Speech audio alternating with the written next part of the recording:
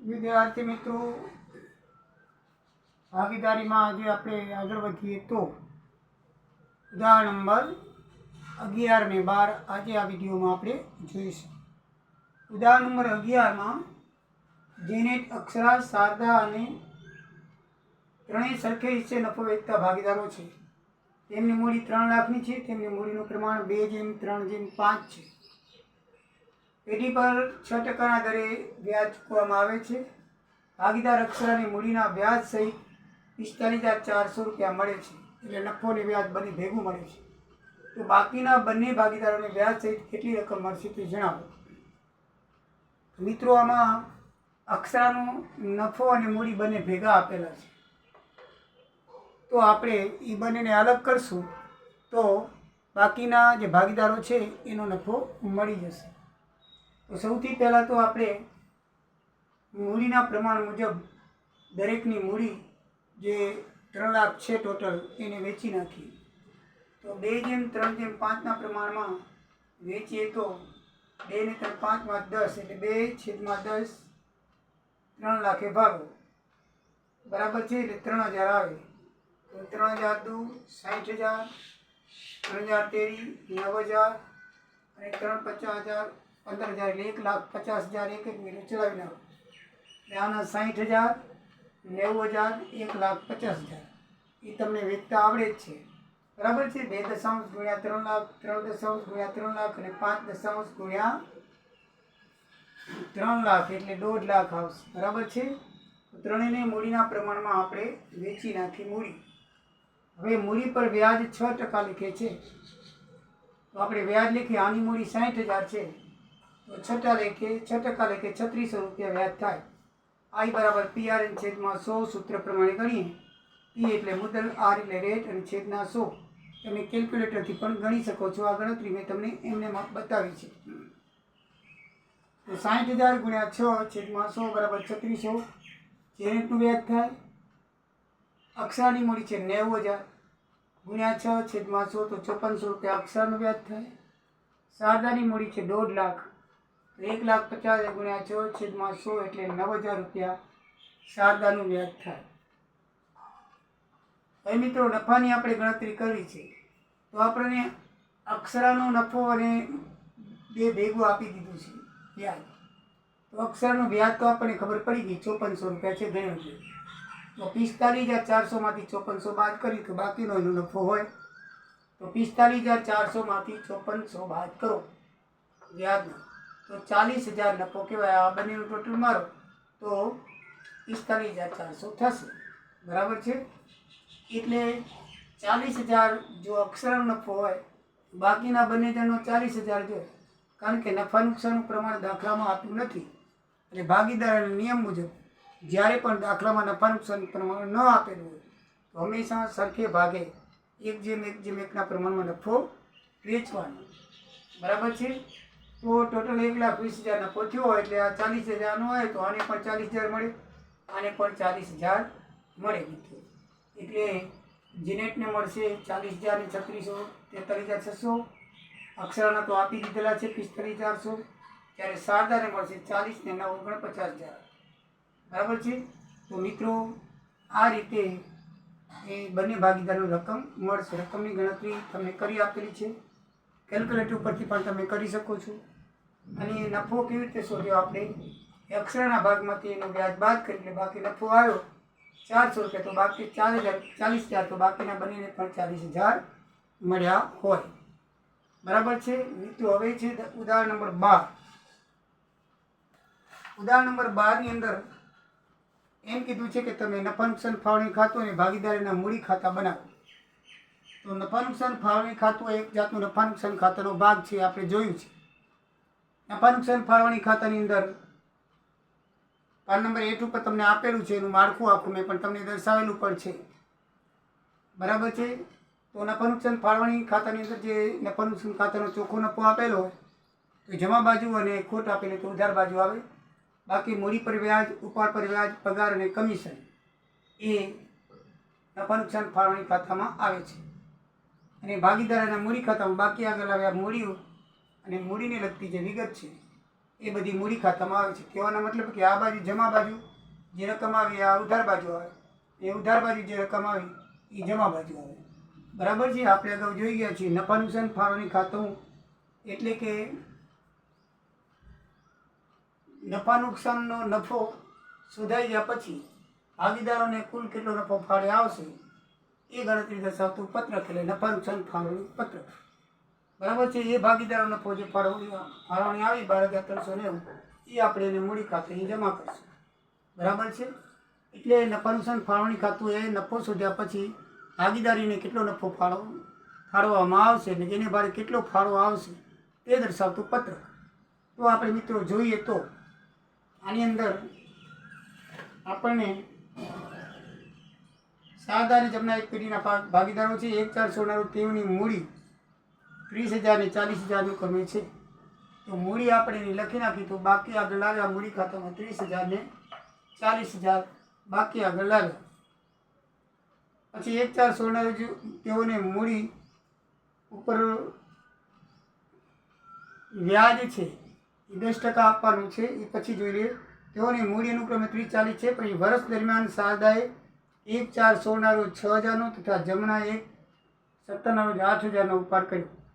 તો ઉપાડ છે 6,000 રૂપિયાનો અને જમનાનો છે 8,000 રૂપિયાનો. તો અહીંયા ઉપાડ ખાતે ઉધાર મૂડી ખાતામાં આવશે. શારદાના ખાતામાં 6,000 અને જમનાના ખાતામાં 8,000. બરાબર છે. ઉપાડ ખાતે એ મૂડી ખાતામાં આવશે. ભાગીદારીના કરારપત્રમાં નીચે મુજબ જોગવાઈ છે. જે મૂડી અને ઉપાડ આપણે મૂડી ખાતામાં લખી નાખ્યું. મૂડી બાકી આગળ આવે જમા તરીકે અને ઉપાડ આપણે ઉધાર બાજુ 6,000 ને 8,000. હવે મિત્રો મૂડી પર વાર્ષિક 10% લેખે વ્યાજ ગણવાનું છે. તો મૂડી પર વ્યાજ નફા નુકસાન ફાળવણી ખાતામાં આપણે જોઈએ તો મૂડી પર વ્યાજ 6% લેખે છે. 10% લેખે. એટલે જેટલી મૂડી હોય એના 10% એટલે 1 મહિનું કાઢી નાખવું. તો આના 3,000 થશે અને આના 4,000. 10% એટલે 1 મહિનું કાઢી નાખવાનું. તો શારદાના 3,000 આવશે 10% એટલે કે જમુનાના 4,000 આવશે. સમજાય કે મિત્રો? મૂડી પર વ્યાજ નફા નુકસાન ખાતાની ઉધાર બાજુ આવે અને એ જ વસ્તુ પાછી નફા નુકસાન ખાતાની જમા બાજુ. આ બે વાઇસ વર્ષા છે. ધ્યાન રાખજો. જો બંને સાથે ગણતા હોય તો બંને સાથે કરતા હોય તો ફાવતું તો બંને સાથે કરતા જવાનું. ન ફાવતું હોય તો નફા નુકસાન ફાળવણી તૈયાર કરી જમા બાજુ જે રકમ આવી ઉધાર બાજુ લખવાની, ઉધાર બાજુ જે રકમ આવી જમા બાજુ લખી નાખવાની. બરાબર. મૂડી અને ઉપાડ લખ્યા પછી એ જ લખવાનું. આપણે મૂડી લખી નાખી 30 ને 40 ને ઉપાડ લખી નાખ્યો 6 ને 8,000. બાકી બંનેની વાઇસ વર્ષા કરવાનું હોય છે. તો આપણે એક એક આઈટમ જોતા જઈએ. એ ઉધાર બાજુ આવશે તો અહીંયા શું આવશે? જમા બાજુ. બરાબર છે. ઉપાડ પર વ્યાજ 12% લેખે વસૂલ કરવાનું છે. તો ઉપાડ પર વ્યાજ 12%. તો ઉપાડ પર વ્યાજ આપણે નફા નુકસાન ફાળવણી ખાતામાં જમા બાજુ આવશે 720 ને 240. એનો ઉપાડ એકનો 6,000 છે. બરાબર છે. તો 6,000નો વ્યાજ એને ગણવાનું છે. તો એનો ઉપાડ ક્યારે કર્યો છે? તો આમાં લખીએ તો 1,416ના 6,000નો ઉપાડ છે. તો 6,000ના 12%. બરાબર છે. 6,000 ગુણ્યા 12 છેદમાં 12 ગુણ્યા 100 PRN છેદમાં 100 કરી 2 મીડા 2 એટલે 720 થાય. 12 છક 72. PRN છેદમાં 100 આખા વર્ષનું વ્યાજ. બરાબર છે. કેટલું થયું? 12% લેખે આપવાનું છે એટલે 720 રૂપિયા. હવે મિત્રો બીજા એ શારદા છે, જમના છે. જમના 1,117 થી વ્યાજ લીધું છે. જમના 1,117 થી 8,000 ઉપર કર્યો છે. તો 1, 2 અને 3. બરાબર છે. 3 મહિનાનું જ વ્યાજ થશે. કેટલું થશે? 3 મહિનાનું. તો એને 8,000 ગુણ્યા 12 એ મહિનાનું ગણવાનું છે. 8% 12 છે અને ગુણ્યા 3 અને છેદમાં 100 ગુણ્યા 12 કરવાના. PRN છેદમાં 100 કરી ત્યારે મહિનાનું ગણવાનું હોય ત્યારે આપણે શું કરવાના આવે? 100 ગુણ્યા 12, 12 મહિના. આ 12 મહિનાનું આ 12% છે, ધ્યાન રાખજો. આ બે ઉડાડી દઈએ, 2 મહિના ઉડાડી દઈએ તો 8 તેરી 24, 240 રૂપિયા વ્યાજ થાય.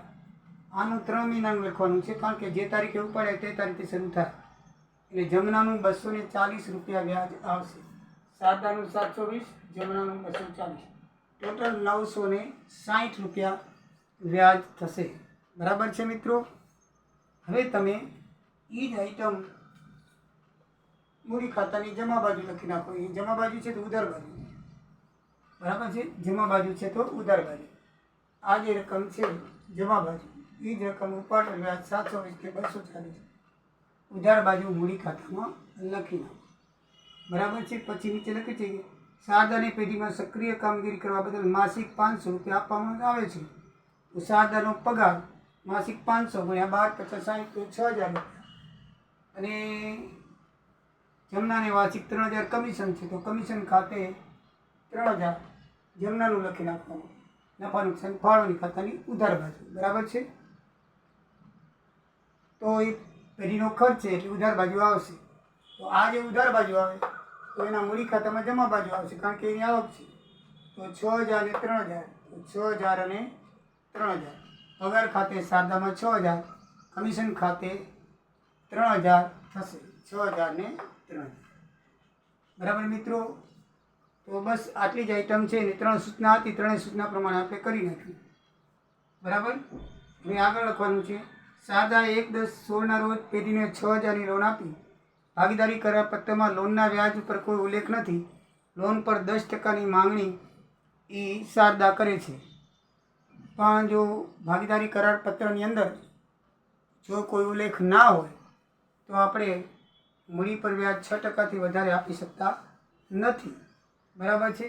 એટલે એનું જે વ્યાજ છે એ આપણે 6% લેખે ગણવાનું છે. બરાબર ને? કરવાનામાં કોઈ લોન પર વ્યાજ નથી, તો 6% લેખે આપણે એનું વ્યાજ ગણીએ તો 1/10/16 રોજ પેઢીને 6000ની લોન આપી છે. 1/10 એટલે 10, 11, 12, 1, 2, 3, 6 મહિનાનું વ્યાજ લેખાય. કેટલા મહિનાનું? 6 મહિનાનું. PRN 6/12 ગુણ્યા 100. બરાબર છે? એ પ્રમાણે કરીએ તો લોન પર વ્યાજ એ કેટલું થશે જોઈ લો. બરાબર ને?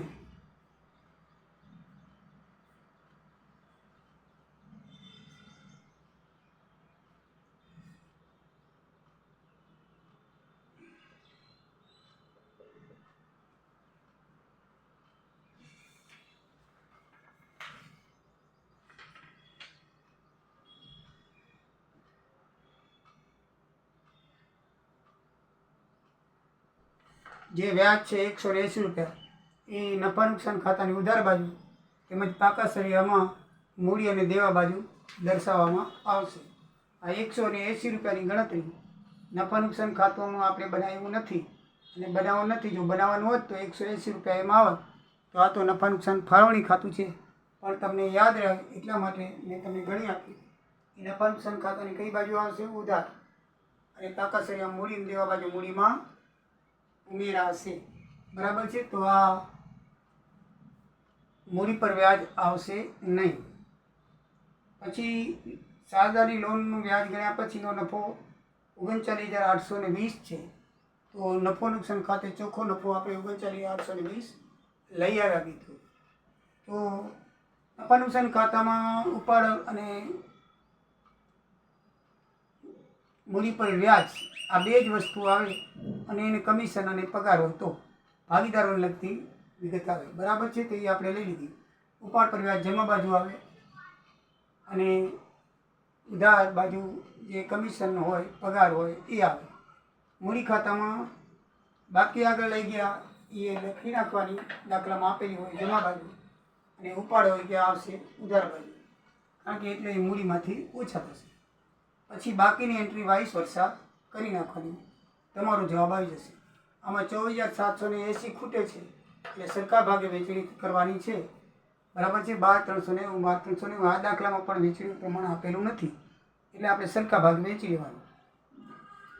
તો 24,780 ખૂટે છે, એ નફો કહેવાય. 24,780 ના 50% કરી અડધા તો આ એનો નફો બનીને ભાગ આવે. એ નફો ભાગીદારોના જમા બાજુ આપણે લખી નાખવાનું છે, બરાબર છે. એ લખી નાખ્યા પછી ટોટલ મારીએ તો 51,390 59,390 થાય છે. અને આ બાજુ બાકી આગળ લઈ ગયા, જે રકમ ખૂટતી હોય લખી નાખવાની. 44,670 51 150 બધી ખૂટે છે, એ બાકી આગળ લઈ ગયા તરીકે આવશે. તો મિત્રો, આ રીતે બંને દાખલા થશે. જો તમને કાંઈ સમજણ ના પડી હોય, ન ખબર પડી હોય તો કોમેન્ટ કરીને જણાવશો. જરૂરથી ફરીથી સમજાવવામાં આવશે. જય સિયારામ, જય દ્વારિકાધીશ. આવજો.